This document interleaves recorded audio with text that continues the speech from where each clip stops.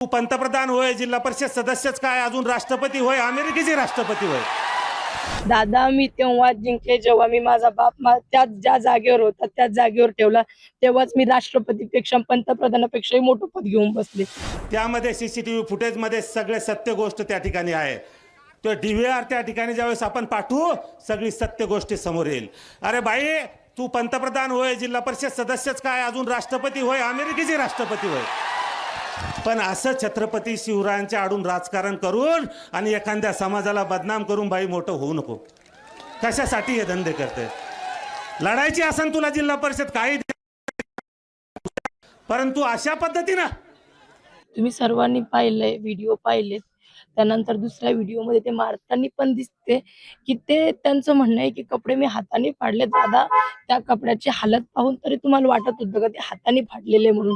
आणि माझे जर मुलं अटकले नसते, ते सांगळे साहेबांनी सानप साहेबांनी जर अटकून धरले नसते, तर त्यांनी जे गोल घेऱ्यात मला घेऊन जे माझ्यासोबत कृत्य केलंय ना, ते सगळं सगळ्यांच्या समोर आलं असतं. हो, त्यांनी सांगितलं की जिल्हा परिषद लढवायची आहे, तू राष्ट्रपती होय, पंतप्रधान होय.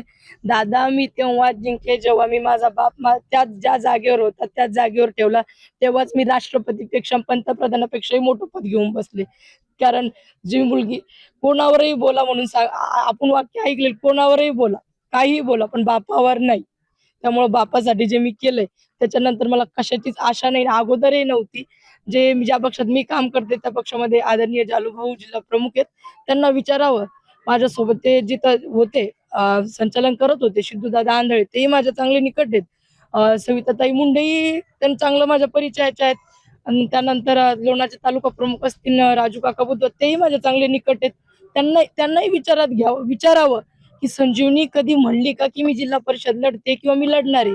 तरी नगरपालिकेच्या वेळेस मला सविताताई जेव्हा भेटल्या होत्या, तेव्हा मला त्यांनी पंचायत समितीचं तिकीट ऑफर केलं होतं. तू आमच्याकडे ये, त्यानंतर मी तुला पंचायत समिती लढवते, मी तुला तिकीट देते. तेव्हाच मी ताईंना सांगितलं होतं, ताई मी अल्पसंख्याक पडते, मी निवडणूक जिंकू शकत नाही आणि मला निवडणूक कोणती लढायची पण नाही, मला फक्त समाजकार्य करायचे.